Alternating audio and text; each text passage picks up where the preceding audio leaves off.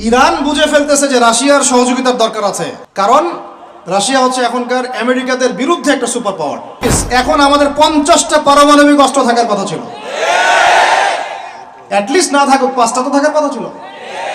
ওরা যদি আমাকে তাক করে রাখে আমিও তাক করে রাখতাম, বেটা তুই মারলে আমি মেরে দেবো যা। নবী সাল্লাল্লাহু আলাইহি ওয়াসাল্লাম বলেই গিয়েছিলেন যে শেষ জামানায় কাফের মুশরিকরা তোমাদেরকে এমন ভাবে আঁকড়ে ধরবে, ঘিরে ধরবে, যেন দস্তরখানায় সবাই খাবার খেতে বসেছে। সাহাবীরা ওই যুগে বলছিলেন, ইয়া রাসূলুল্লাহ সাল্লাল্লাহু আলাইহি ওয়াসাল্লাম, আমরা কি ওই সময় সংখ্যায় কম হব? অবাক হয়েছিলেন তারা, কারণ ওই সময় তো ইসলামের বিজয়ের যুগ। আমাদের এইরকম অবস্থা হবে যেখানে আমরা 313 মিলে 1000 বদরে ঠেকাই দেই, 700 মিলে উহুদে 3000 ঠেকাই দেই, মোতার যুদ্ধে আমরা কত 3000 নিয়ে 2 লাখকে ঠেকাই দেই, ওই মুসলমানদের এই অবস্থা হবে? সাহাবীরা বলছিলেন অবাক হয়ে। তখন নবীজি বলছেন, হ্যাঁ তোমাদের অবস্থা এরকম হবে, তোমরা সংখ্যায় হবা সমুদ্রের ফেনার মতো, কিন্তু 2টা জিনিস তোমাদেরকে পেয়ে বসবে, এই 2টার কারণে এই পরিণতি তোমাদের হবে। এটা আবরাহার যুগ না যে হস্তি বাহিনীকে ধ্বংস করার জন্য তৈরন আবাবিল আসবে, এটা সেই যুগ নয়। এখন আবাবিল আপনাকেই হতে হবে, আমাকেই হতে হবে। কথা কি বুঝতে পারছেন? এটা নিজেদের তাকদীর, নিজেদের ভাগ্য, নিজেদের মানে ভবিষ্যৎ, আল্লাহর উপর তাওয়াক্কুল করে তার হুকুম মেনে আমাদেরকে করতে হবে ইনশাআল্লাহ। পৃথিবীর সমস্ত জুলুম উঠে যাবে ইনশাআল্লাহ, কোনো মাজলুমের অধিকার আর খর্বিত হবে না, প্রত্যেক মাজলুম তার অধিকার ফিরে পাবে ইনশাআল্লাহ। একটা বাচ্চার রক্তের প্রতিশোধ আমরা নিব ইনশাআল্লাহ, একটা বোনের ইজ্জতের বদলা আমরা নিব ইনশাআল্লাহ, একটা ভাই যাদেরকে অন্যায়ভাবে হত্যা করা হয়েছে এদের রক্তের বদলা আমরা নিবই নিব ইনশাআল্লাহ। আমরা বেঁচে না থাকলে আমার সন্তান নিবে ইনশাআল্লাহ, ও বেঁচে না থাকলে তার সন্তান নিবে ইনশাআল্লাহ। আমরা কিছু ভুলি নাই, ভুলে যাবও না ইনশাআল্লাহ। এই দুনিয়া ততদিন পর্যন্ত ফানা হবে না যতদিন এই দৃশ্য বিশ্ববাসী না দেখছে ইনশাআল্লাহ। তোমাদের যা করার আছে করো, যা ইচ্ছা করতে থাকো। এখন বিশ্বের মুসলমানদের রক্তের হোলি খেলায় মেতেছে, যেখানে মুসলমান সেখানেই নির্যাতন, চায়নায় নির্যাতন, ওইখানে ইয়াতে কি বলবো ওটা কি সিরিয়াতে নির্যাতন, তারপর ইয়েমেনে নির্যাতন, ফিলিস্তিনে নির্যাতন, ইরাকে করে গেল, হ্যাঁ, তারপরে ওই যে লেবাননে করে, জর্ডানে করতেছে, আরব কান্ট্রিগুলোর মধ্যে, আফ্রিকার কান্ট্রিগুলো, যে কোনো জায়গাতে তাকান দেখবেন খালি মুসলমানদের উপর নির্যাতন আর নির্যাতন চলতেছে। এর জন্য শুধু ওরা দায়ী নয়, এর জন্য আমরাও দায়ী। কেন নির্যাতন আসবে না, কেন আল্লাহর গজব আসবে না? কারণ নবী সাল্লাল্লাহু আলাইহি ওয়াসাল্লাম বলেই গিয়েছিলেন যে শেষ জামানায় কাফের মুশরিকরা তোমাদেরকে এমন ভাবে আঁকড়ে ধরবে, ঘিরে ধরবে, যেন দস্তরখানায় সবাই খাবার খেতে বসেছে। মানে আমরা সবাই দস্তরখানায় খাবার খেতে বসলে যেমন করে বসি একসাথে, ওইভাবে তোমাদের উপর আগ্রাসী হবে এরা। সাহাবীরা ওই যুগে বলছিলেন, ইয়া রাসূলুল্লাহ সাল্লাল্লাহু আলাইহি ওয়াসাল্লাম, আমরা কি ওই সময় সংখ্যায় কম হব? অবাক হয়েছিলেন তারা, কারণ ওই সময় তো ইসলামের বিজয়ের যুগ। আমাদের এইরকম অবস্থা হবে যেখানে আমরা 313 মিলে 1000 বদরে ঠেকাই দেই, 700 মিলে উহুদে 3000 ঠেকাই দেই, মোতার যুদ্ধে আমরা কত 3000 নিয়ে 2 লাখকে ঠেকাই দেই, ওই মুসলমানদের এই অবস্থা হবে? সাহাবীরা বলছিলেন অবাক হয়ে। তখন নবীজি বলছেন, হ্যাঁ তোমাদের অবস্থা এরকম হবে, তোমরা সংখ্যায় হবা সমুদ্রের ফেনার মতো। সমুদ্রের, দেখতে পারতেছেন এখন খালি নাম কাও আসতে মুসলিম বাড়তেই আছে, সমুদ্রের ফেনার মতো, কিন্তু 2টা জিনিস তোমাদেরকে পেয়ে বসবে, এই 2টার কারণে এই পরিণতি তোমাদের হবে। এক নম্বর হচ্ছে তোমাদের মধ্যে দুনিয়ার মহব্বত তোমাদেরকে পেয়ে বসবে, আর একটা আল ওয়াহান তোমাদেরকে ধরে ফেলবে। সাহাবীরা বলছে, ওয়াহান কি? নবীজি বলছেন, তোমরা আল্লাহর পথে জীবন দিতে চাইবে না, এই ভয়, আল্লাহর পথে জীবন দেওয়ার ভয় তোমাদেরকে পেয়ে বসবে। এই 2টা যখন তোমাদেরকে পেয়ে বসবে, তখন এই কাফের মুশরিক মুনাফিক যারা আছে সবাই মিলে তোমাদেরকে একটা কচু কাটা করে ফেলবে। হয়নি এখন এটা? শুধু এই যুগে না, প্রত্যেক যুগে যুগে যখনই মুসলমানদের উপর এই 2টা এসেছে, তখনই মুসলমানরা আক্রমণের শিকার হয়েছে। কখনো তাতারিদের হাতে, হ্যাঁ, ওই যে চেঙ্গিস খানের বংশধর মনে আছে, মঙ্গলরা, ওরা এসে মুসলমানদেরকে একদম কেটে ফেলে দিয়েছিল। কতদিন, 40 দিনের মধ্যে বাগদাদে ওরা মনে হয় প্রায় 10 থেকে 15 লক্ষ মানুষকে হত্যা করেছে, ওই তাতারিরা মুসলমানদেরকে, আব্বাসীয়দের সময়। এরকম হিস্ট্রি অনেক আছে। তারপরে যখন এই ফাতেমি সাম্রাজ্য চলছিল, তখন ক্রুসেডাররা এসে মুসলমানদেরকে হত্যা করেছে। তারপরে আবার করেছে জেঙ্গিদের সময়, আইয়ুবীদের সময়, এমনকি মোগল সাম্রাজ্য। এর আগেও যখন দুনিয়া প্রীতি আর ওয়াহান ঢুকে গিয়েছিল, তখন দেখা গেছে যে মুসলমানদের মধ্যেই মারামারি চলতেছে।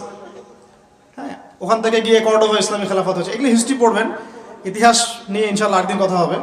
আমার নিয়ত আছে আপনাদেরকে হিস্ট্রি শোনানোর, একদম আদম আলাইহিস সালাম থেকে শুরু করে এই পর্যন্ত যা যা হয়েছে ইসলামের ইতিহাসে একটা একটা করে ধারাবাহিক পর্ব আকারে আসবে ইনশাআল্লাহ। এতে করে খুব অল্প সময়, হয়তো 10 মিনিটের মাদ্রাসা এমন হতে পারে, 10 থেকে 15 মিনিটের মাদ্রাসা, এর মধ্যেই একটা একটা করে পর্বে একটা একটা করে হিস্ট্রি আসবে ইনশাআল্লাহ। যদিও খুব টাফ এই কাজটা করা, এবং এটার জন্য অনেক ইনভেস্টমেন্টের দরকার। আল্লাহ পাক যেন সহজ করে দেন। তো মূল কথাটা ভাই বলছি যে যখন আমরা এভাবে দুনিয়া প্রেমে ঢুকে গিয়েছি এবং আল্লাহর পথ থেকে সরে আসছি, মার খেতে হয়েছে। এখন আমাকে বলেন তো দেখি, আমরা কি আমাদের অবস্থার উন্নতি চাই না? এতক্ষণ যা বুঝালাম, এতে কি বুঝতে পারলেন যে দিন এখন শুধু একটা নিভু নিভু বাতির মতো জ্বলছে? গুটি কয়েক মানুষের মধ্যে হক সীমাবদ্ধ হয়ে যাচ্ছে। প্রবলেমগুলোকে আপনারা ফাইন্ড আউট করতে পারেন? প্রবলেমগুলো দেখেন। সারা বিশ্বে ইসলামিক কোনো খেলাফত আছে? ইসলামের কোনো ঐক্য আছে? একজন আমিরুল মুমিনিন আছে? একটা জামা আছে? একটা ইমারা আছে? আমাদের কি অর্থনৈতিক শক্তি আছে? ভিত্তিটা নাই। পুরো বিশ্বের রাজনৈতিক ক্ষমতাকে আমরা নিয়ন্ত্রণ করি না। পুরো বিশ্বের মিডিয়াগুলো কি আমাদের? এমনকি যেগুলোতে রেকর্ড করছেন, যে ফোন আপনার হাতে, সেটাও তাদের। এটাও কাদের? তাদের। পুরো বিশ্বের যে ফিলোসফিক্যাল থটসগুলো আছে, দর্শন, এই দর্শনগুলো আমাদের চলছে না ওদের চলছে? সব পশ্চিমা দর্শন চলছে না? এই যে নাস্তিকতা, কাদের দর্শন? আমাদের। এই যে সেকুলার কনসেপ্ট, কাদের দর্শন? আমাদের দর্শন। এই যে সো কল্ড ডেমোক্রেসি, কাদের দর্শন? আমাদের। এই যে ন্যাশনালিজমে আমরা ভুগছি, সবাই জাতি জাতি চিন্তা করি। মানে ওই ইয়েমেনে একটা মুসলমান মরলে আমার লাগে না, কেন লাগে না? ও তো ইয়েমেনি, আমি তো বাংলাদেশি। এই যে গোত্রীয় বিভাজনটা আমরা করেছি ন্যাশনালিজমের মাধ্যমে, এতে করে ইউনিটিটা নষ্ট হয়ে গেছে। গোত্রে গোত্রে মানুষ থাকতে পারে, কিন্তু সবার মধ্যে একটা হৃদ্যতার বন্ড থাকতে হবে। এইটা ইসলাম দিয়েছিল। আনসার, মুহাজির, দুইটা আলাদা শব্দ না? দুইটা আলাদা বৈশিষ্ট্য, কিন্তু তারা কি আলাদা ছিলেন? একদম নিজের মায়ের পেটের ভাইয়ের চেয়ে বেশি, তাই না? এটা ইসলাম। আর আমরা যদি বলি আনসার এক গ্রুপ, মুহাজির আর এক গ্রুপ, আনসারকে মারলে আমার কি, আমি তো মুহাজির, মুহাজিরকে মারলে আমার কি, আমি তো আনসার। এই কনসেপ্টটা হচ্ছে একটা ন্যাশনালিজম কনসেপ্ট। এই চলছে। ও দিয়ে দিল ফরাসি বিপ্লবের পর থেকে, 1789 সালের পর থেকে এগুলো আসছে ওয়ার্ল্ডে। 1789 থেকে শুরু করে 1914 পর্যন্ত, এই সময়টাতে তারা বিশ্বটা দখল করেছে। কত সময়? 1789 থেকে 1914, এই যে সময়টুকু, এর মধ্যেই পশ্চিমারা বিশ্বটাকে দখল করেছে আবার নতুন করে। কোন কোন জায়গা দখল করেছে? প্রথমে পলিটিক্স, প্রথম জায়গাটা কি? পলিটিক্স। তারপরে সামরিক শক্তি, ওদের মানে এক্সট্রাঅর্ডিনারি সামরিক শক্তি তারা বিশ্বকে দেখিয়েছে। আপনি যত কথা বলেন, একদম পারমাণবিক বোম রেখে দিব তাক করে, আর বেটা তুই কথা বলতে পারবি না, এরকম একটা অবস্থা। বিশ্বাস করেন ব্যাপারটা এরকম। পুরো জাতি নিয়ে আপনি একটা ঐক্যবদ্ধ শক্তি করতে চান, একটা মিসাইল, পারমাণবিক মিসাইল এরকম রেখে দিবে, এই বাড়াবাড়ি করো না বেশি, একদম দিব লঞ্চ করে, ব্যাস আপনি চুপ, একদম চুপ। কারণ ওইটা প্রতিহত করার তো আমার কাছে ওই নাই, ক্ষেপণাস্ত্র প্রতিরক্ষা সিস্টেম তো নাই। এখন আমি যদি বলি, আমার কথা কি মন খারাপ করবেন? আমি যদি বলি যে বিগত 50 বছরে আমাদের দেশ স্বাধীন হয়েছে কবে বলেন? 71, এখন কত? 23, কত বছর বলেন? আমরা কি একটাও ক্ষেপণাস্ত্র তৈরি করতে পারলাম না? এই বিশ্বে এই ধরনের প্রযুক্তি ছাড়া কেউ টিকে থাকতে পারে? এটা কি ঢাল তলোয়ারের যুগ, যে ওরা এগুলো বানাবে আর আমরা ঢাল তলোয়ার নিয়ে বসে থাকবো? কি করলাম আমরা বলেন? আপনারা তো রাগ করেন কথা বললে, রাগ না করে একটু ভালো করে মন দিয়ে শুনেন না, মন দিয়ে চিন্তা করেন না। কি করলাম আমরা এতদিনে? আমাদের 50টা ক্ষেপণাস্ত্র থাকার কথা ছিল, আমাদের 50টা পারমাণবিক অস্ত্র থাকার কথা ছিল। কিসের ভিত্তিতে আমরা লড়াই করব? কিসের ভিত্তিতে আমরা লড়াই করব? মিয়ানমার যদি আমাদেরকে কালকে চাপ দেওয়া শুরু করে, আমরা কিসের ভিত্তিতে লড়াই করব? কি নিয়ে লড়াই করব? এমনকি পুরো মুসলিম বিশ্বের বড় বড় পরাশক্তিগুলোর সাথে আমাদের সম্পর্ক কতটুকু ভালো? ইরান বুঝে ফেলতেছে যে রাশিয়ার সহযোগিতার দরকার আছে, কারণ রাশিয়া হচ্ছে এখনকার আমেরিকাদের বিরুদ্ধে একটা সুপার পাওয়ার, তাই না?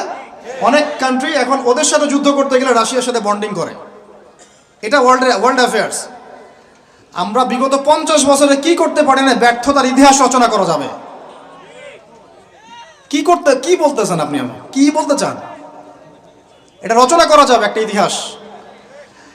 পদে পদে দুর্নীতি করেছে, পদে পদে টাকা আত্মসাৎ হয়েছে, পদে পদে হক নষ্ট করা হয়েছে।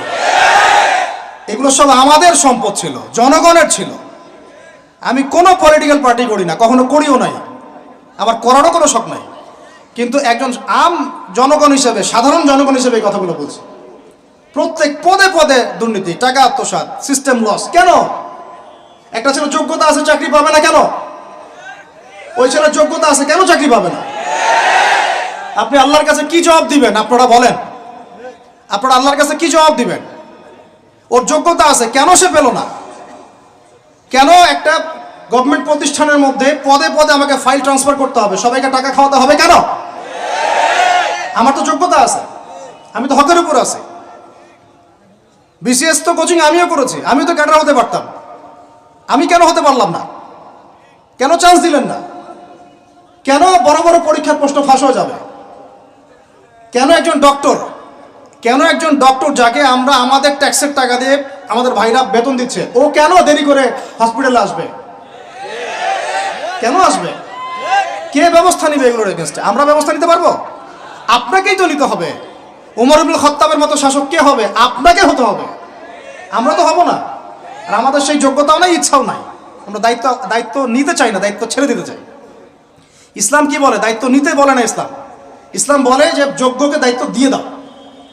কোন সাহাবী দায়িত্ব নিজেকে চেয়ে নেন নাই কখনো, বলেছেন আমাকে দেওয়ার দরকার নেই, তাকে দিয়ে দাও। আবু বকর সিদ্দিকের পর উমর ইবনুল খাত্তাব পর্যন্ত বলছিলেন আমাকে দিয়েন না, প্রয়োজন আলীকে দেন, উসমানকে দেন। উমরের মতো মানুষ এই কথা বলছিলেন। আর আমরা এখন কি করি ভাই? আমার চরিত্র সবচেয়ে ভালো, আমারে দেন, আমারে। খালি কিয়ামতটা হয়ে যাক, আল্লাহ পাক দাঁড় করাবেন সবগুলোকে সিরিয়ালে, দেখা যাবে কে কি জবাব দিতে পারে, দায়িত্ব কতটুকু বুঝাই দিতে পারে, এটা দেখা যাবে। কেন এটা হবে? আমার কথা রাগ করেন না প্লিজ। এখন আমাদের 50টা পারমাণবিক অস্ত্র থাকার কথা ছিল, অ্যাটলিস্ট না থাকুক 5টা তো থাকার কথা ছিল। ওরা যদি আমাকে তাক করে রাখে, আমিও তাক করে রাখতাম। বেটা তুই মারলে আমি মেরে দেবো, যা। উত্তর কোরিয়ার মতো একটা কান্ট্রি, আমার সাবজেক্টে এইগুলা, আমরা ইউনিভার্সিটিতে এগুলোই পড়েছি। ও একটা কান্ট্রি, কতটুকু কান্ট্রি জানেন? উত্তর কোরিয়া দক্ষিণ কোরিয়া একসময় মারামারি করতো, এই মারামারি লাগিয়ে দিয়েছিল পশ্চিমরা। পরে উত্তর কোরিয়ার প্রেসিডেন্ট ওই বলা থেকে বের হয়ে যায়, বলা থেকে বের হয়ে চায়নার সাথে বন্ডিং শুরু করে, রাশিয়ার সাথে বন্ডিং শুরু করে, ওদের সাপোর্টে সে আস্তে আস্তে আস্তে নিউক্লিয়ার ডিভাইসগুলো তৈরি করা শুরু করেছে। করার পরে এখন এই মাত্র বেশি না, 20 থেকে 25 বছরে ওরা এমন একটা জায়গায় চলে গেছে, খাইতে পারুক না পারুক পারমাণবিক বোমা একদম তাক করে রেখে দিয়েছে। পশ্চিমারা ওখানে নাক গলাতে পারে না, ও নাক গলাতে পারে আমার কাছে এসে, আমাকে বলে স্যাংশন দিবে, আমাকে বলে তোমাকে ভিসা নীতি বাতিল করে দিব, আমাকে বলতে পারে, ওকে বলতে পারবে না তো, কারণ ওর কাছে ওইরকম অস্ত্র আছে, দিবে একটা মায়েরা, যা বেটা। ওর পার্ল হারবার আছে সামনে জাপানের ওখানে। কারণ এটা এমন একটা বিষয় যে একটা যদি সে মারে, আর এও তো একটা মারতে পারবে। একটা বোমা পড়লে পুরো জাতি একদম মুহূর্তের মধ্যে ছাই হয়ে যাবে, ছাই। এজন্য এটা যুদ্ধ এত সহজে কেউ যেতে যাবে না। এটা হচ্ছে একটা মনস্তাত্ত্বিক শক্তি যে আমার কাছে আছে, তুই মারলে কিন্তু আমি মারতে পারি। এই মনস্তাত্ত্বিক শক্তিটাই দরকার ছিল, এখন নাই। আর ভাই এগুলো আমাদেরও তো অনেক দোষ, সব কিছু তো আমরা মানুষের উপর চাপাই দিয়ে বসে থাকি। আমরা যখন অ্যানালাইসিস করতে বসি সবাই মনে হয় যে বিজ্ঞ পণ্ডিত, কিন্তু আপনি তো দায়িত্ব নিয়ে সামনে আসছেন না, আপনি তো পড়াশোনা করে উপরে আসছেন না, আপনি তো জ্ঞান অর্জন করে মানুষকে বোঝানোর চেষ্টা করছেন না। আমরা তো আমাদের দায়িত্ব পালন করছি কি? আল্লাহ পাক আমাদের সবাইকে বিচক্ষণ হওয়ার তৌফিক দান করেন। কয়টা সায়েন্টিস্ট তৈরি হয়েছে আমাদের? বলেন, কয়টা সায়েন্টিস্ট তৈরি হয়েছে আমাদের জাতির মধ্যে? নাস্তিক তো ভুরি ভুরি তৈরি হচ্ছে। কয়টা সায়েন্টিস্ট তৈরি হয়েছে আমাদের ইউনিভার্সিটিগুলোর মধ্যে? কয়জন অর্থনীতিবিদ তৈরি হয়েছে ইউনিভার্সিটিগুলোর মধ্যে? আমিও তো পড়েছি ইউনিভার্সিটি। ছেলে মেয়ে একসাথে বসে গাল গল্প করে, চীনা বাদাম খায়, কোনো কোনো সময় স্যার আর ছাত্রীর প্রেম হয়ে যায়। আমি বলছি না কিছুই হয় না, পড়াশোনা তো হয়, সিস্টেম তো অনেক সুন্দর, টাকা পয়সাও সরকারি অনেক খাচ্ছেন আপনারা। কিন্তু এখন কথা হচ্ছে গভর্নমেন্টের যে এত টাকা পয়সা খাচ্ছেন, রেজাল্টটা কি দিচ্ছেন? কি জাতীয় উপহার দিচ্ছেন আপনারা? কোন প্রজন্ম উপহার দিচ্ছেন? এগুলো কি গভর্নমেন্ট টাকা আপনারা কি মনে করেন? এই ট্যাক্সের টাকাকে কি মনে করেন? এগুলো মানুষের আমানত, রক্ত ঘাম করা পয়সা। আপনাকে বেতন দেওয়া হচ্ছে, আপনাকে ফ্ল্যাট দেওয়া হচ্ছে, আপনাকে গাড়ি দেওয়া হচ্ছে, ওগুলোর দিকে তো চোখ দেন না। আমরা একটু এক্স করোলা গাড়িতে চললেই একদম নজরদারির মতো চলে আসি। গাড়ি কোত্থেকে আসলো? আমার গাড়ির দাম তো 6 লাখ টাকা না 7 লাখ টাকা, আপনার গাড়ির দাম তো 50 লাখ টাকা। আর এইগুলো আমাদেরকে মানুষ ভালোবেসে হাতিয়ে দিয়েছে। আপনাকে ভালোবেসে না দিলে আমি কি করতে পারি? আমার কিছু করার আছে? তো মূল জায়গাগুলো তো আমরা দেখি না। সব সমস্যা ইসলামকে নিয়ে চুলকানি নাকি? খালি ইসলামকে নিয়ে চুলকানি হয়? মূল জায়গায় আসেন। আমি বলেছি, চ্যালেঞ্জ করেছি, একটা মাঠের মধ্যে আপনি সমস্ত সেকুলার মহলের টিচারদেরকে একত্রিত করেন, আপনি উদ্যোগ নিয়ে করেন দেখি, করে সবার কোরআন তেলাওয়াত টেস্ট করেন। আমি চ্যালেঞ্জ করতেছি 10% কোরআন তেলাওয়াত ঠিক থাকবে না। তাদের হাতে আপনি একটা জাতি করতেছেন, তাহলে শিক্ষা তো এই অবস্থা হবেই। ব্যাংলাপ তো আপনাকে শিখাবে, আর কি শিখাবে? ইসলাম এবং জেনারেল শিক্ষা, ইসলামী শিক্ষা, এইটাকে সমন্বয় করাটা এখন সময়ের দাবি হয়ে গেছে। এই দুটোকে সমন্বয় না করতে পারলে আল্লাহর কসম এই জাতিকে বাঁচাতে পারবেন না আপনি। এখন টিকটক দেখতেছেন, সামনে কোন টক আসবে আল্লাহ ভালো জানে, আল্লাহ ভালো জানে। এখানে আপনার ঘরেও তো দেখবেন যে একটা অপদার্থ পয়দা হয়ে গেল। কত এরকম ছেলে তার বাবা মাকে বৃদ্ধাশ্রমে পাঠিয়ে দিল, সন্তানের হাতে মা খুন হলো। এই তো কয়েকদিন আগে এক পুলিশ অফিসার খুন হয়েছিল এক সন্তানের হাতে, মনে নাই আপনাদের এগুলা? তাহলে আমরাই তো আমাদের ঘরে সাপ তৈরি করতেছি। ভাববেন না যে এগুলোর ফলে শুধু সমাজে একটা প্রভাব বিস্তার হবে, আমার ঘরে কিছু হবে না, কখনো নয়। আমিও এফেক্টেড হব, আমার ঘরেও আসবে। এখন আল্লাহ রাব্বুল আলামিনের কাছে খালি দোয়া করতে পারি আমরা, আল্লাহ পাক যেন আমাদেরকে এমন যোগ্য ব্যক্তি উপহার দেন আল্লাহর পক্ষ থেকে। যেই হোক সে XYZ, হুএভার হি ইজ, আমরা কোনো দলের মানুষ না, কোনো পলিটিক্যাল পারসন না। XYZ যে হোক না কেন, আমরা চাই সৎ, যোগ্য, ইমানদার মানুষ। সৎ, যোগ্য, ইমানদার মানুষ যারা তাদের এই ক্ষমতাটাকে, এই প্রতিভাটাকে দিনের জন্য কাজে লাগাবে ইনশাআল্লাহ। এরকম মানুষ চান না আপনারা? এটা দোয়া করতে হয়, আল্লাহ যেন কবুল করেন, আমিন। আর আমাদেরকেও হতে হবে আনুগত্যশীল, এবং আমরা শান্তিপূর্ণ কোনো পরিবেশের মধ্যে বিদ্রোহ করতে যাব না। কারণ এগুলো করলে রাষ্ট্রের আরো ক্ষতি হয়, উপকারের চেয়ে কি হয়? ক্ষতি বেশি হয়। আমরা দোয়া করব, চেষ্টা চালাবো, আল্লাহ রাব্বুল আলামিনের কাছে মুজাহাদা চালিয়ে যাব, এবং আমরা গঠনমূলক সমালোচনার মধ্য দিয়ে আমরা তাদের কাজের পজিটিভ নেগেটিভ বিষয়গুলো উপস্থাপন করতে পারি। এরপর যদি তারা দাওয়াত কবুল না করে, তাদের কবর তাদের, আপনার আমার কবর আমাদের। লাকুম দীনুকুম ওয়ালিয়া দীন। ব্যাস, এটা আমাদের দায়িত্ব। এখন আমার কথাটা আমি গুছিয়ে নিব, কনক্লুশনের দিকে একটু আমার দিকে মনোযোগ দেন। আর শেষে গিয়ে আমি আপনাদেরকে 5টা প্রশ্ন করবো। কয়টা ভাই? সেরা 5 জন, যে 5 জন অ্যান্সার দিতে পারবেন তাদের জন্য আমি হাদিয়া নিয়ে আসছি। 5টা বই আমি আমার পক্ষ থেকে উপহার দেবো ইনশাআল্লাহ। ঠিক আছে? এই যে লেকচারটা দিয়েছি এর উপরেই 5টা প্রশ্ন হবে ইনশাআল্লাহ। দেখবো কে কতটুকু লেকচার শুনেছেন। কনক্লুশনটা এখন শুনেন।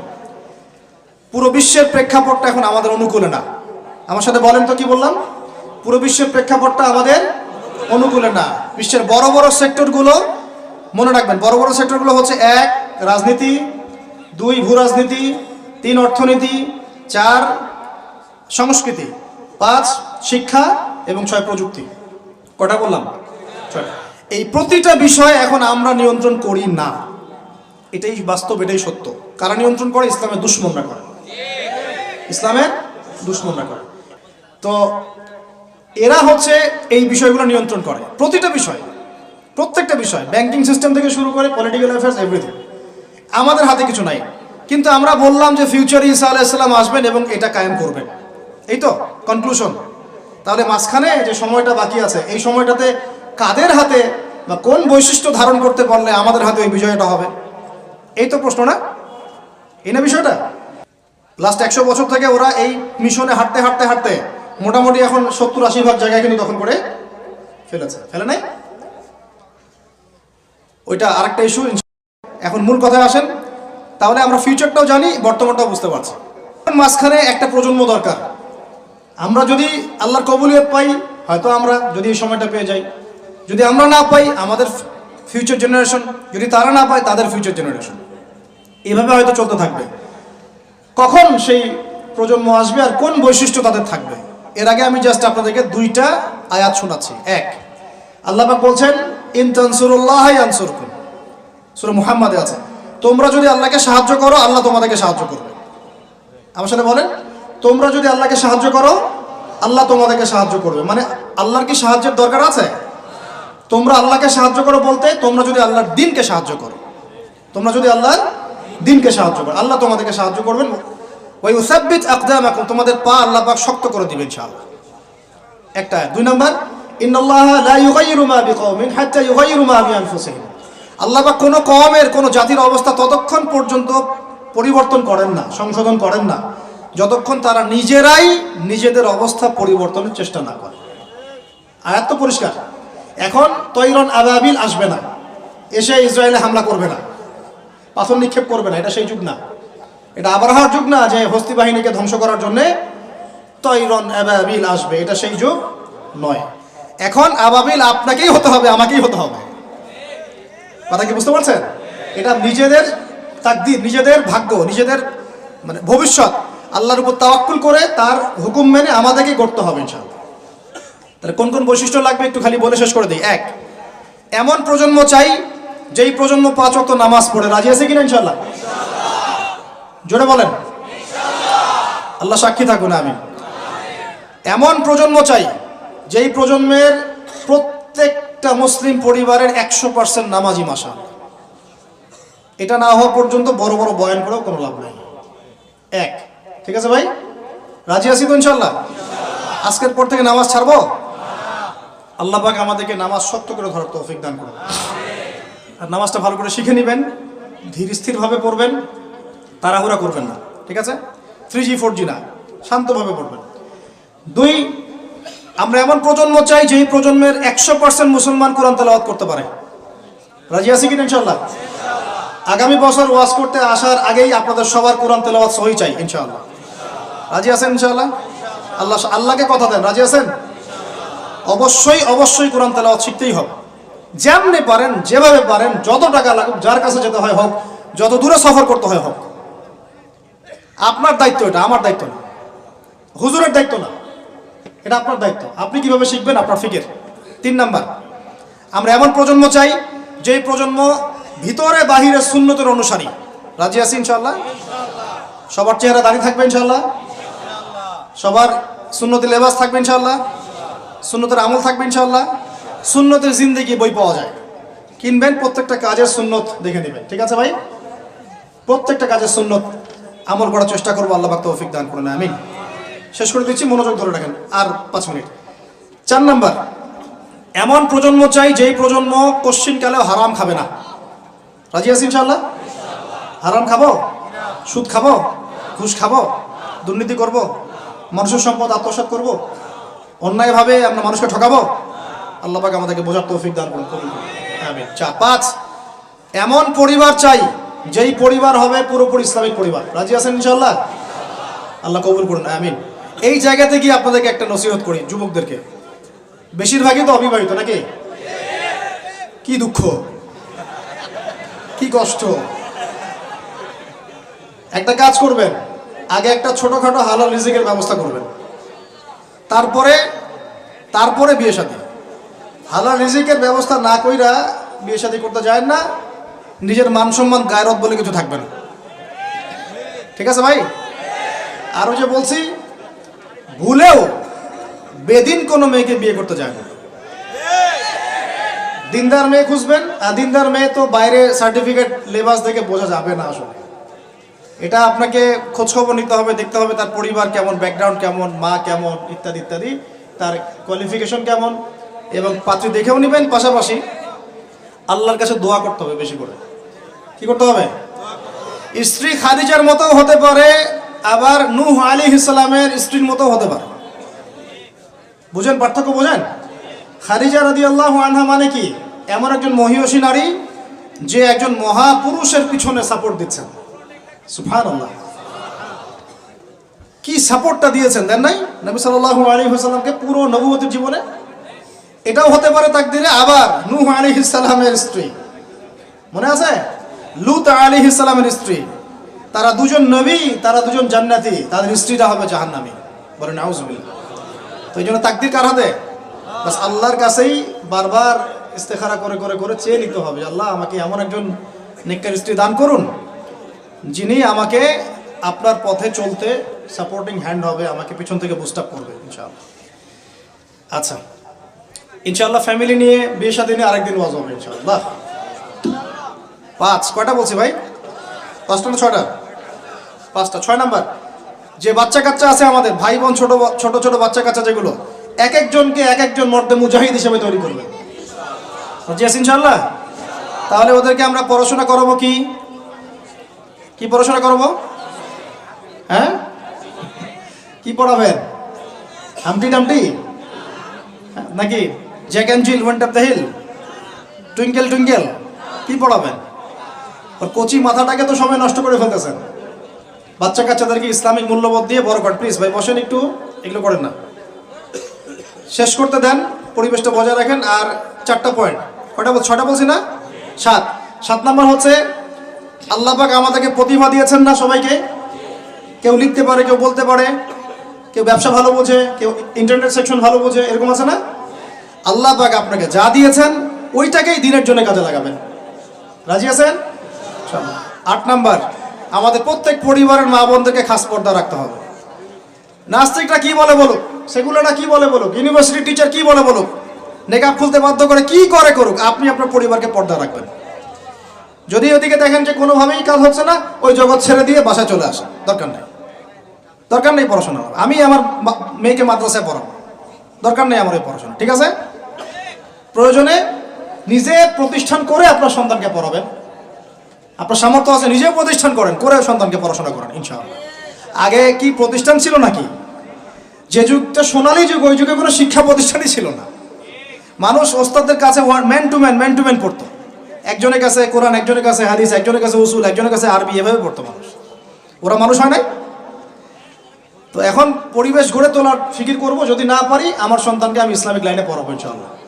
সামর্থ্য থাকলে নতুন নতুন প্রতিষ্ঠান গড়ে তুলবো ইনশাআল্লাহ। ওয়াজ করে আমার কোনো লাভ নাই। তৌফিক দান করুন। সাহাবীদের যুগে, যেই যুগে মুসলমানরা বিশ্বকে শাসন করেছিল, ওই যুগে একটা ঘর ছিল না যেই ঘরে এমন একজন মানুষ ছিল যে কোরআন তেলাওয়াত করতে পারতো না। একটা বাড়ি দেখাতে পারবেন না যে বাড়ির মধ্যে এমন কোনো মানুষ আছে যে কোরআন তেলাওয়াত করতে পারে না? পারবেন? সাহাবীদের যুগে একজন সাহাবী দেখাতে পারবেন যে কোরআন তেলাওয়াত করতে পারতেন না? সাহাবীদের যুগে আপনি এমন একটা ঘর দেখাতে পারবেন যেখানে হাফেজে কোরআন নাই? সাহাবীদের যুগে আপনি দেখান, আমাকে দেখান, একটা বাড়ি দেখান যেখানে দ্বীনি ইলমের গভীরতা নাই এমন মানুষ আছে? পাবেন? ওই যুগে আমরা বিশ্বকে শাসন করেছিলাম। আর এখন ওই যে বললাম, যদি বলি কোরআনের জন্য কে কে জীবন দিতে চান, সবাই হাত উঠাবে। এমনকি যদি অতি উৎসাহে কাউকে বলা হয় রাস্তায় নামতে হবে, দেখবেন রাস্তায় নেমে যাবে। বুঝুক আর নাই বুঝুক, কিসের জন্য নামছে সে জানে না, অত কিছু বুঝে না, আবেগ। ওয়াল্লাহি আল্লাহর কসম করে বলছি, আবেগ দিয়ে এই বাংলার জমিনে দিন কায়েম হবে না। যদি হতো তাহলে 100 বছর আগেই হতো, যদি হতো তাহলে অনেক আগেই হতো। এখনো হয়নি কেন? আর হয়নি যে এটা কি আপনারা বুঝেন? আমি এখানে কি করছি? দিনের দাওয়াত দিচ্ছি। কি করছি ভাই? দাওয়াত তো ঠিক বলা যাবে না, এটা হচ্ছে ইসলাহি কথা, ইসলাহি মজলিস। দাওয়াত মানুষ দেয় অমুসলিমদেরকে, অমুসলিমদেরকে ইসলামের দাওয়াত দেওয়া হয়। আপনারা সবাই মুসলিম, আপনাদেরকে দাওয়াত দেওয়ার কিছু আছে? কালিমা লা ইলাহা ইল্লাল্লাহ আপনারা তো সবাই বুঝেন, হয়তো বুঝেও শিরক করতে পারেন, এটা আলাদা বিষয়। অনেকে কালিমা পড়ে ঠিকই কিন্তু শিরক করে, আকীদার মধ্যে শিরক থাকে, আমলে শিরক থাকে, কথায় শিরক থাকে। কিন্তু বেসিক্যালি আমরা তো সবাই মুসলিম পরিবার থেকে আসি নাই? মাশাআল্লাহ। তো আপনাদেরকে আমি ইসলাহের জন্য কথা বলতে পারি, ইসলাহি কথা।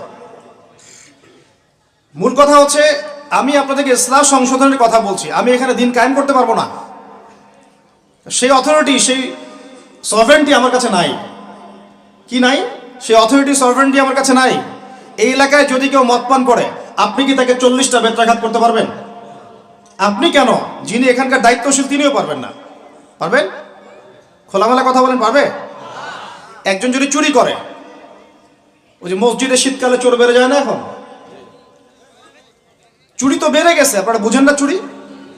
চুরি বেড়েছে, সমাজেও চুরি বেড়েছে অর্থনীতিতে, চুরি বেড়েছে দায়িত্বে। মানুষ দায়িত্বে চুরি করে, অর্থনীতির মধ্যে চুরি করে, মানুষ আমানতের খেয়ানত করে। এটাই তো এই যুগ। প্রত্যেকটা জায়গায় খেয়ানত, প্রতিটা জায়গাতে খেয়ানত। কোত্থেকে শুরু করব? মনে করেন আমি গিয়েছি বাজারে, আপনি গিয়েছেন বাজারে, ওই যে বাজারে পণ্য কিনছেন, সবজি মাছ মাংস, ওর মধ্যেও চুরি আছে। ওখানে পেস্টিসাইড মিশিয়েছে, প্রতারণা। মাপে কম দিচ্ছে, প্রতারণা। ফের দিয়ে দিচ্ছে, চুরি। এগুলো কি বলেন? সোজা কথা, এগুলো কি? চুরি, প্রতারণা। তো এবার এ যে প্রতারণা করে যে টাকাগুলো আমার কাছ থেকে নিল, ওই টাকা আবার অন্যায়ভাবে আর এক দল চাঁদাবাজ এসে নিয়ে গেল। জালেমের উপর জুলুম, জালেমের উপর জুলুম। ওই চাঁদাবাজরে আবার রাস্তায় আটকাইলো আরো বড় জালেম। তাদের আবার কিছু পোশাকও আছে, ঠিক আছে, ইউনিফর্ম। তো সে আবার ওখান থেকে, তার কাছ থেকে আবার সে খেলো। সে খেলো, সেও পার পেলো না। তার বড়জন যে, সে আবার ওর কাছ থেকে খেলো। এই করতে করতে করতে করতে টপ টু বটম সবই চোর। টপ টু বটম সব কি? এখন চুরির শাস্তি কি? কোরআনে আল্লাহ পাক বলছেন সূরা মাঈদার মধ্যে, ওলামায়ে কেরাম আছেন, আপনারা পড়ে জেনে নেবেন। এই ওয়াজ মাহফিলে সব কিন্তু টু দা পয়েন্ট আপনার বলা যাবে না, আয়াতগুলা সময় পাওয়া যায় না। এটা হচ্ছে একটা আপনাকে বুস্ট আপ করতে পারি, ধরিয়ে দিতে পারি খালি। চোর ছেলে হোক আর মেয়ে হোক, হাতটা কবজি পর্যন্ত কেটে ফেলবে। কি পর্যন্ত? এটা আমি জাস্ট আপনাকে বলতে পারবো। এখন কোরআনে আছে, হাদিসে আছে, আমি খেলে আপনাকে বলতে পারবো, আপনি শুনলেন, এতটুকুই। কিন্তু আপনাকে সর্বোচ্চ ক্ষমতা দিলে আপনি এটা করতে পারবেন না। এখন এটা সামনে আসবে, এটা আমরা জানি। এখনকার সময়টা কঠিন, এটাও আমরা জানি। মাঝখানে একটা প্রজন্ম তৈরি হবে ইনশাআল্লাহ, এটাও আমরা জানি। যেই প্রজন্ম আমাদের মতো টিকটক প্যারালাইজ প্রজন্ম হবে না। যেই প্রজন্ম ইনশাআল্লাহ তাআলা কোরআন সুন্নাহকে হাতে নিয়ে ওদেরকে চ্যালেঞ্জ করবে। এটা নবীজি বলেও গিয়েছেন, লা তাযালু তাইফাতুম মিন উম্মতি যাহিরিনা আলাল হক লা ইয়াদুররুহুম মান খাযিলাহুম। আমার উম্মতের একটা দল সর্বদাই হকের উপর থাকবে। অন্য হাদিসে আসছে তারা যুদ্ধ করতে থাকবে, বিরোধিতাকারীরা ওদের কোনো ক্ষতি করতে পারবে না। সাহাবীরা জিজ্ঞাসা করলেন, তারা কোথায় এই কাজটা করবে ইয়া রাসূলুল্লাহ সাল্লাল্লাহু আলাইহি ওয়াসাল্লাম? নবীজি বললেন, বাইতুল মুকাদ্দাস ওয়া মা হাওলাহা। এই যে জেরুজালেম, বাইতুল মুকাদ্দাস এবং তার চারপাশে তারা এই কাজ করতে থাকবে। আল্লাহর সাথে জড়িত পাপ তো সহজেই মাফ করা যায়, কিন্তু আপনি যখন মানুষের সাথে জড়িত পাপে যাবেন তখন মাফ নেবেন কিভাবে? মনে করেন এক ভাই আরেক ভাইকে বলল যে তুই চোর, নাউজুবিল্লাহ। এখন সে বেচারা চুরি করে নাই, কিন্তু আপনি বলে ফেলছেন, কথাটা মুখ দিয়ে বের হয়ে গেছে, ওর মনে আঘাতও লাগছে। এখন বেচারা আপনাকে মাফ করে নাই মনে মনে। কাল কিয়ামতে ওর হক না দিয়ে আপনি পুলসিরাত পার হতে পারবেন না। আল্লাহু আকবার। আল্লাহ পাকের ইনসাফ এবং বিচার এত সূক্ষ্ম হবে। কত সূক্ষ্ম আপনাকে আমি একটা হাদিস থেকে খালি বলি, 1 মিনিট। একটা শিংওয়ালা ছাগল, ছাগলের শিং আছে। দুনিয়াতে একটা ছাগলকে গুদা দিয়েছে, ওই ছাগলের বেচারা শিং ছিল না। মানে একটা শিংওয়ালা ছাগল একটা শিংহীন ছাগলকে গুদা দিয়ে অন্যায়ভাবে। আল্লাহ পাক কিয়ামতের দিন ওই শিংহীন ছাগলকে শিং দিয়ে বলবেন, তো গুদা দিয়ে প্রতিশোধ নিয়ে নাও, বদলা নিয়ে নাও। তাহলে বলেন তো, আমরা আসলে জান্নাতের পথে হাঁটতেছি সত্যি সত্যি কি? নামাজ রোজা হজ যাকাত তো চলছে, ঠিক আছে, বুঝলাম। তো মানুষের সাথে জড়িত হক কিভাবে মিটাবেন? কিভাবে? এই যে একটা পণ্যের ভেজাল দিলেন, ওই যে কি বলে ওটাকে, কি মিশাই জানি, ফরমালিন। হ্যাঁ, ফরমালিন। এই যে মিশাই ব্যবসা করলেন, এই যে কতগুলো মানুষ ক্ষতিগ্রস্ত হলো। ধরেন যে লাখ লাখ মানুষ খেয়েছে, বেচারার পেটে সমস্যা হয়ে গেল। আর আপনি কিভাবে পার পাবেন কিয়ামতের মাঠে? আমাকে বুঝান। মাপে আপনি কম দিলেন, ঠকালেন বেচারাকে, ওর হক ছিল, পার পাবেন কিভাবে?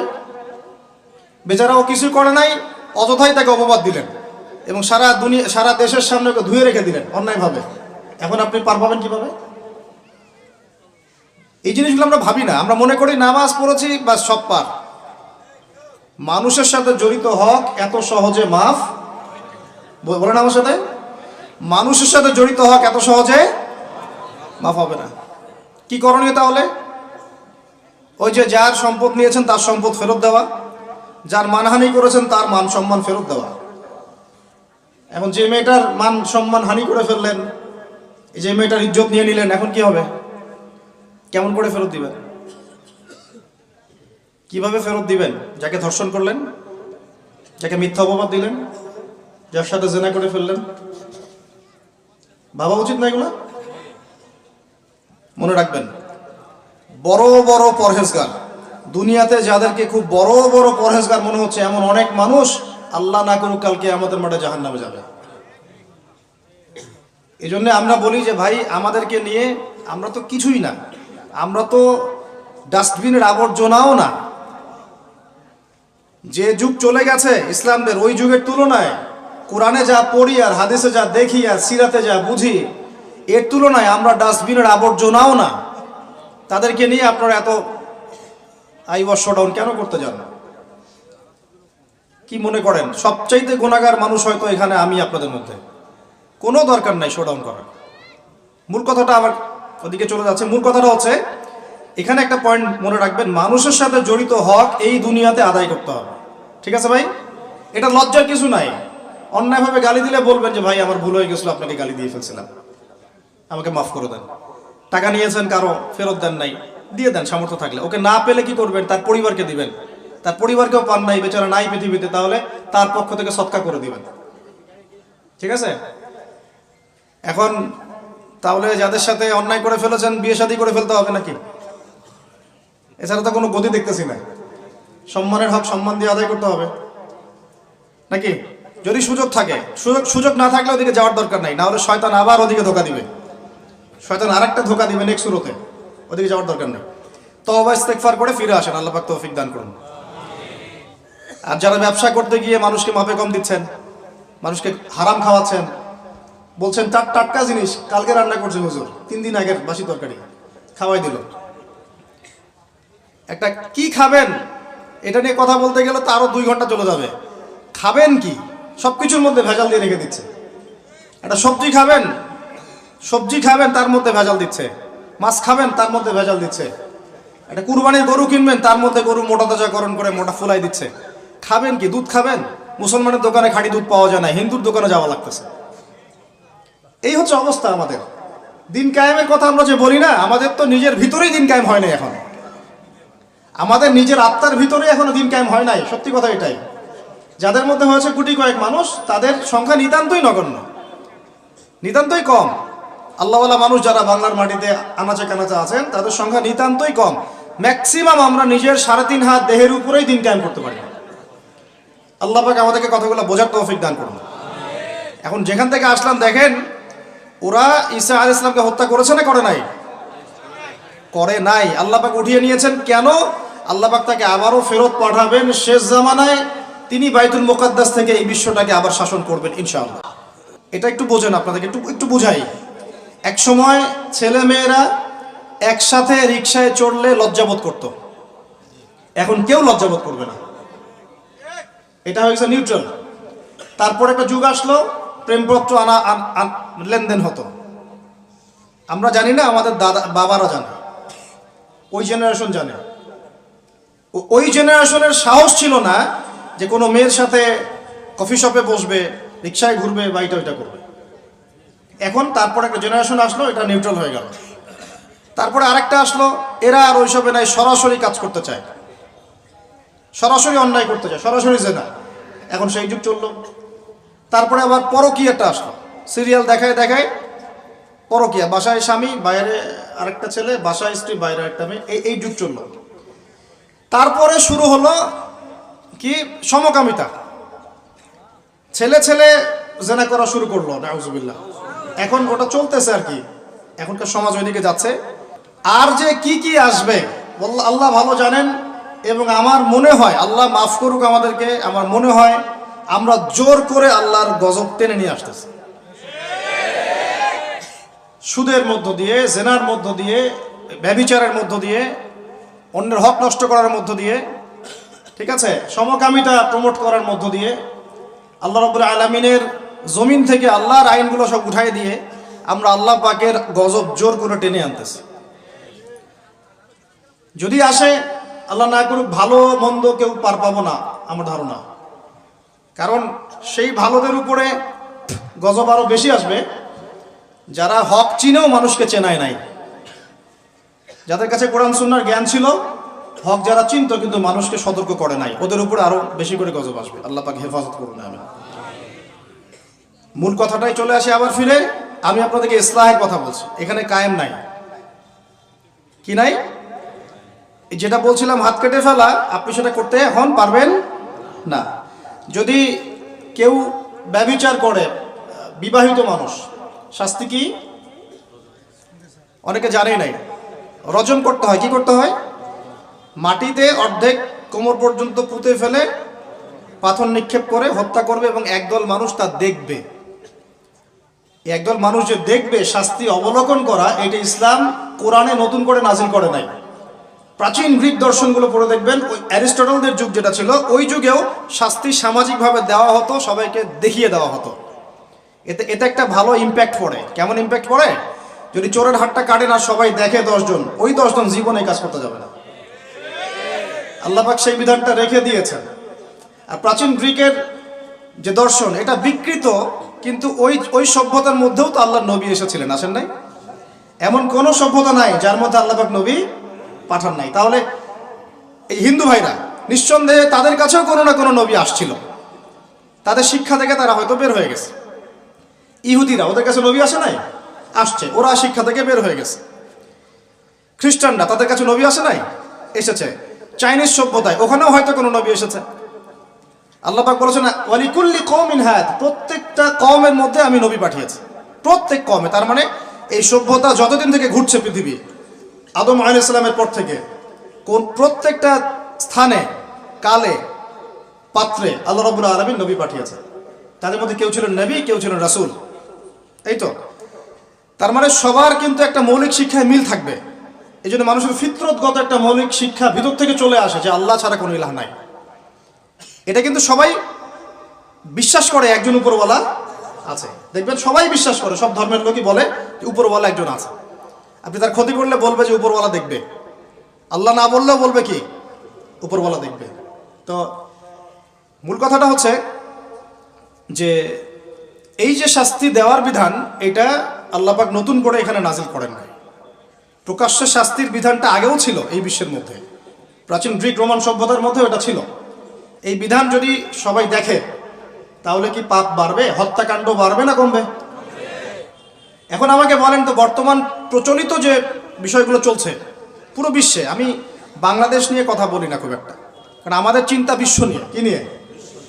আল্লাহ পাকের, আমার এটা কি ভৈরব না? আল্লাহ পাকের ভৈরবের কোনো পরোয়া নাই তো। আল্লাহ পাকের ঢাকার কোনো পরোয়া নাই, আল্লাহ পাকের বাংলাদেশের কোনো পরোয়া নাই, আল্লাহ পাকের পাকিস্তানের কোনো পরোয়া নাই।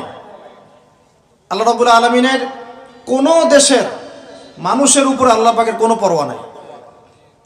আল্লাহ সুবহানাহু ওয়া তাআলা চাইলে ইসলাম ইয়েমেনে কায়েম করতে পারেন, সিরিয়াতে করতে পারেন, অস্ট্রেলিয়ায় করতে পারেন, ওই আমেরিকায় করতে পারেন, রাশিয়াতেও করতে পারেন।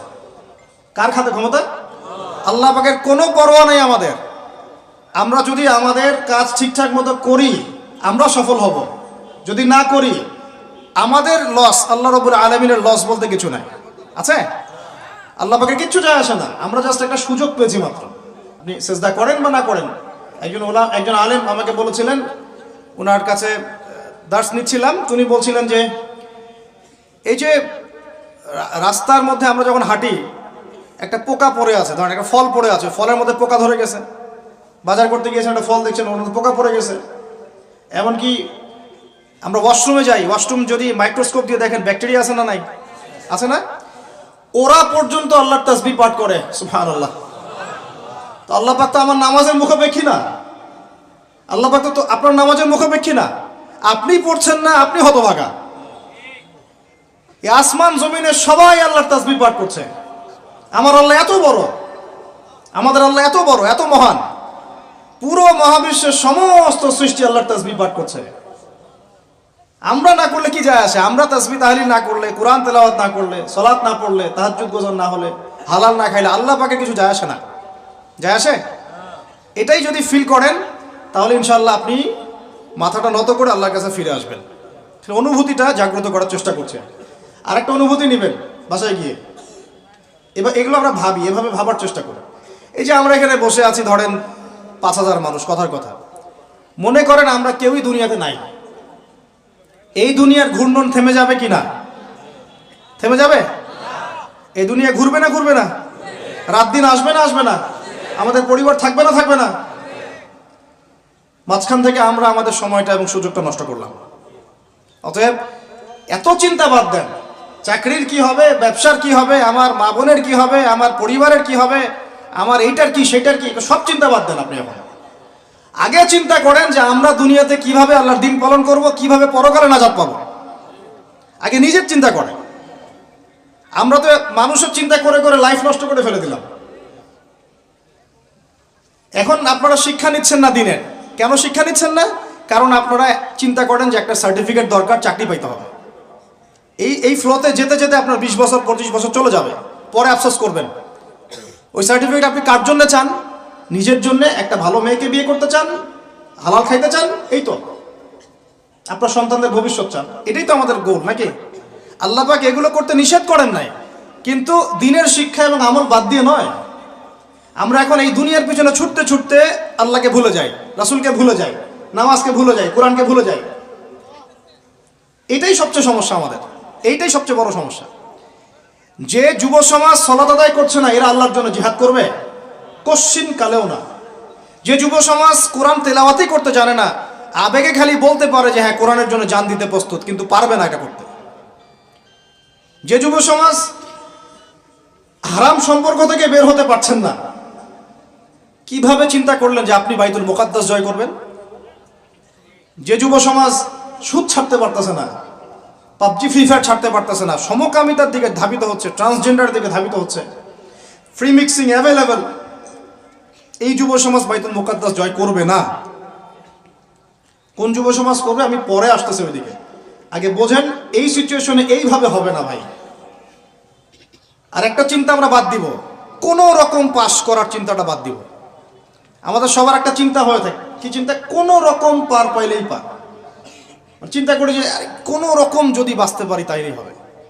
সাহাবায়ে কেরাম এইভাবে চিন্তা করতেন না, তাবেঈন ইসলাম এইভাবে চিন্তা করতেন না, তাবেঈন, চার ইমাম, আমাদের খোলাফায়ে রাশিদিন, আইম্মাতুল মুজতাহিদ, তারা এইভাবে চিন্তা করতেন না। তারা চিন্তা করতেন আমি মানে নর্মাল মুসলিম হব না, আমি এক্সট্রা অর্ডিনারি মুসলিম হব, একটা নর্মাল মুসলিম। আল্লাহ পাক আমাদেরকে কিন্তু এক্সট্রা অর্ডিনারি হতে বলছেন, সূরা মুলকের মধ্যেও আছে কিন্তু, তাবারাকাল্লাযী বিয়াদিহিল মুলক ওয়া হুয়া আলা কুল্লি শাইইন কাদির আল্লাযী খালাকাল মাউতা ওয়াল হায়াতা লিয়াবলুয়াকুম আইয়ুকুম আহসানু আমালা। এই যে কথাটা বলছেন, আল্লাহ পাক জীবন মৃত্যু সৃষ্টি করেছেন, আল্লাহ পাক দেখতে চান, লিয়াবলুয়াকুম তোমাদেরকে পরীক্ষা করতে চান, আইয়ুকুম তোমাদের মধ্যে কে, আহসানু আমালা আমলে আহসান কে, সবচেয়ে ভালো কে। আল্লাহ পাক দেখতে চান না যে গরু খাওয়া মুসলিম কে, কে জুমায় জুমায় নামাজ পড়তে যায়, ঠিক আছে, কে খালি ঈদের নামাজ পড়তে যায়, কে খালি নামাজ পড়ে আবার সুদও খায়, যে এবার যাকাতও দেয়, এদিকে দুর্নীতিও করে, ওমরা হজ করে আবার এদিকে মানুষের হক নষ্ট করে। এইটা আল্লাহ দেখতে চান না। আল্লাহ পাক দেখতে চান আমলের শ্রেষ্ঠকে, মানে ক্লাসে ফার্স্ট কে হয়। এই উম্মতের দায়িত্ব বাংলার জমিনে 8-10 জন 20 জন আলেম, 10 জন দায়ী, 10 জন মাদ্রাসা শিক্ষক, তাদের উপরে নয়। দিনের যদি দিনকে মহব্বত করেন, ভালোবাসেন, দিনের বিজয় চান, প্রত্যেকের দায়িত্ব আছে, প্রত্যেকের দায়িত্ব আছে। আপনারও তো দায়িত্ব আছে। আপনাকে আল্লাহ মাল সম্পদ দিয়েছেন, ওইটা দিয়ে আপনি দিনের জন্য কি করলেন আল্লাহ দেখতে চান। আল্লাহ পাক আপনাকে জ্ঞান দিলেন, প্রজ্ঞা দিলেন, আপনি ওইটা দিয়ে দিনের জন্য কি করলেন আল্লাহ পাক দেখবেন তো। আল্লাহ পাক আপনাকে লেখার ক্ষমতা দিয়েছেন, কতটুকু লিখলেন আল্লাহ পাক দেখবেন। আল্লাহ পাক বলার ক্ষমতা দিয়েছেন আপনাকে, আপনি ভালো বলতে পারেন, কতটুকু হক বললেন আল্লাহ পাক দেখবেন। আল্লাহ পাক আপনাকে সামাজিক, অর্থনৈতিক, রাজনৈতিক ক্ষমতা দিলেন, আল্লাহ দেখতে চান আপনি এটা দিয়ে দিনের জন্য কি করেন। অন্যথায় আল্লাহ পাক এটা কেড়ে নিতে সময় লাগবে না, এক মুহূর্তে আল্লাহ পাক কেড়ে নিতে পারেন। পৃথিবীতে নমরুদের নামও কেউ স্মরণ করে না, এখন ফেরাউনের নামও কেউ স্মরণ করে না, স্মরণ করলেও নেগেটিভলি স্মরণ করে, অভিশাপের সাথে স্মরণ করে, তাই না? প্রশংসার সাথে স্মরণ করে না। কত শত সম্প্রদায় আল্লাহ পাক বলেছেন ওয়ালাকাদ আহলাকনা ক্বাবলাহুম মিনাল কুরুন, কত সম্প্রদায় আমি ধ্বংস করে দিয়েছি তোমাদের আগে। কত সম্প্রদায় ছিল, লক্ষ লক্ষ কোটি কোটি সম্প্রদায়কে আমি ধ্বংস করে দিয়েছি তোমাদের আগে। নাই, তাদের শব্দও কি তোমরা শুনতে পাও? শব্দও শুনতে পাও না। তারা চিৎকার করছে বারজাকের জগতে আযাব থেকে বাঁচার জন্য, আমরা শুনতেও পাই না। তারা বলছে একটা কি জানি, রব্বানা আবসারনা ওয়া সামি'না ফারজি'না না'মাল সালিহান ইন্না মুকিনুন। তারাই কথা বলছে এখন, রব্বানা, হে আমাদের রব, আবসারনা, আমরা দেখেছি, মানে পরকাল আমরা দেখা হয়ে গেছে, এখন আমরা দেখেছি। কোন চোখ দিয়ে? দুই চোখ দিয়ে দেখেছি আমরা। ওয়া সামি'না, শুনলাম, মানে যা আপনি বলেছেন আমরা শুনেছি, এখন শুনেছি, দেখেছি। ফারজি'না, আমাদেরকে একটু কাইন্ডলি ফিরায় দেন দুনিয়াতে। না'মাল সালিহান, ওই যে বলছি আমল সালেহ করে আবার ফিরে আসবো। ইন্না মুকিনুন, আমাদের ইয়াকিন হয়ে গেছে। কে বলছে এরা? যত কম পৃথিবীতে ধ্বংস হয়েছে আল্লাহর আযাবে, গজবে, আল্লাহ বিরোধিতায়, তারাই কথা বলছে। তাহলে কিসের বড়াই? বড়াইয়ের অহংকারের জায়গা আছে? মানুষের অহংকার শোভা পায়? মানুষের মতো ক্ষুদ্র তুচ্ছ সৃষ্টির অহংকার শোভা পায়? 2 দিন পাতলা পায়খানা দিলে বাস শেষ মানুষ, একটা ডেঙ্গু জ্বর দিলেই শেষ। এই যে ঢাকার শহর বস্তুবাদী হয়ে যাচ্ছেন দিন দিন, পুরো পশ্চিমা আদলে এক ঝাঁকুনিতে 50 লাখ মানুষ মরতে পারে, এক ঝাঁকুনিতে, খালি 5, 6, 7 মাত্রার মানুষকে আল্লাহ পাক ছোট্ট একটা ক্যান্সারের ভাইরাস দিয়ে শেষ করে ফেলতে পারেন, সামান্য একটা মহামারীর বাতাস দিয়ে লাখ লাখ মানুষকে মারতে পারেন। মানুষের অহংকার শোভা পায়? কোন মানুষ নামাজ পড়ে না চিন্তা করেছেন? যে মানুষের হৃদস্পন্দন, শ্বাস আল্লাহ নিয়ন্ত্রণ করছেন, একটু শ্বাসকষ্ট হলেই হাসপাস উড়ে যায়। বড় একজন আলেম তেলাওয়াত করছেন, কোরআন তেলাওয়াত, নামাজে আমরা পিছনে নামাজ পড়ছি, শ্বাসকষ্টের কারণে তেলাওয়াতের পুরো আয়াতটা তেলাওয়াত করতে পারেন না, থেমে থেমে তেলাওয়াত করতে হয়। তখন আমার মনের মধ্যে চিন্তা আসলো, সুবহানাল্লাহ, এত বড় আলেম, আল্লাহ পাক তাকে এভাবে শ্বাসকষ্ট দিয়ে পরীক্ষা করছেন, অথচ আল্লাহ পাক আমাকে এখান থেকে মুক্ত রাখছেন, আমি তো তার মতো তেলাওয়াতও করি না। কত মানুষ পঙ্গু হয়ে পড়ে আছে, ওই অবস্থায় আল্লাহর ইবাদত করতেছে। কত মানুষের চোখ নাই, হাফেজে কোরআন হয়ে বসে আছে, মুফতি হয়ে বসে আছে, আছে না? ভাই, নেয়ামতের কথা স্মরণ করেন, আল্লাহ পাকের নেয়ামতগুলো স্মরণ করেন, বোঝার চেষ্টা করেন। আল্লাহ পাক সূরা দুহায় এটাই বলছেন, সূরা দুহার শেষে আল্লাহ পাক এটা বলছেন, আলাম ইয়াজিদকা ইয়াতীমান ফাআওয়া, তোমাকে আমি ইতিম অবস্থায় পাই নাই, আশ্রয় কি দেইনি? ওয়া ওয়াজাদাকা দাল্লান ফাহাদা ওয়া ওয়াজাদাকা আইলান ফাআগনা فأما اليتيم فلا تقهر وأما السائل فلا تنهر وأما بنعمة ربك فحدث। তুমি আল্লাহ পাকের যে নিয়ামতগুলো আল্লাহ দিয়েছেন এগুলো মানুষকে বর্ণনা করতে থাকো, বলতে থাকো, খালি উপলব্ধি করেন যে আল্লাহ পাকের কত নিয়ামতে আপনি আছেন, বাস, আর কিচ্ছু লাগবে না। আর আপনি আমি না থাকলে দুনিয়া থেমে থাকতো না, সব চলতো। তাহলে কিসের জন্য, কাদের জন্য আমরা এই হায়াত এবং সময়, রুজি, এনার্জি, যৌবন নষ্ট করছি? ভাই আমাকে বলেন, কাদের জন্য করছেন? যে আল্লাহর হাতে আপনার প্রাণ, একটু প্রেশার আপ ডাউন করলেই শেষ, একটু শ্বাসকষ্ট হলেই শেষ, একটু মহামারী দিলেই মাস শেষ। সেই মানুষ নামাজ পড়ে না, সেই মানুষ যাকাত দেয় না, সেই মানুষ বলছে যে পর্দা এই যুগে চলে না, ওই যুগে চলতো। সেই মানুষ মুসলমানদেরকে বলছে এরা এখন মৌলবাদী হয়ে যাচ্ছে। সেই মানুষের সারাদিন কাজ প্রোপাগান্ডা হচ্ছে, ইসলামের বিরুদ্ধাচরণ করা, প্রিন্ট মিডিয়া দিয়ে, ইলেকট্রনিক মিডিয়া দিয়ে, ইত্যাদি ইত্যাদি। কোন মানুষের? যেই মানুষের এতটুকু ক্ষমতা নাই যে নিজে আগামীকালের খবর নেবে, নিজে আগামীকালের খবর নেবে, এইটুকু ক্ষমতা যে মানুষের নাই, সেই মানুষ আজকে এই কাজ করে বেড়াচ্ছে। আল্লাহ পাক আমাদের সঙ্গে কথাগুলো বোঝার তৌফিক দান করেন। আল্লাহ পাক সর্বপ্রথম আমাকে জানা অনুযায়ী আমল করার তৌফিক দান করেন, যা বলি তার উপর আমল করার তৌফিক দান করেন, এবং আপনাদের সবাইকে শোনা অনুযায়ী আমল করার তৌফিক দান করেন। আমি বলছিলাম কায়েম আর দাওয়া এক জিনিস নয়। আমি দাওয়া দিচ্ছি, ইসলাহের কথা বলছি, তো দাওয়াতের ক্ষেত্রে এই বিষয়গুলো খেয়াল রাখবেন। কেন একটা সমাজের মধ্যে সুদের প্রসার বাড়বে? কেন বাড়বে? কেন একটা সমাজের মধ্যে, মুসলিম সমাজে খ্রিস্টান মিশনারিরা অবাধে দাওয়াতি কাজ করবে এবং দলে দলে মানুষকে খ্রিস্টান বানাবে? কেন? আর কেন মুসলমানদের ঈমান এত দুর্বল হবে যে তারা এইভাবে সামান্য একটা চাকরি বা ক্ষমতার টাকার জন্য, বাড়ির জন্য ঈমান বিক্রি করে দিবে? দেশের, বিশ্বের খবর রাখার চেষ্টা করেন, আনাচে কানাচে এগুলো ছড়িয়ে যাচ্ছে। আগে ছিল যে নিউট্রালাইজেশনের কথা বলছিলাম না, আগে ছিল যে মানুষ হারাম খাইতে দ্বিধাবোধ করতো, যে মানুষ জেনে ফেললে কি বলবে, ছিছি করবে। এখন ঘরে ঘরে সুদ।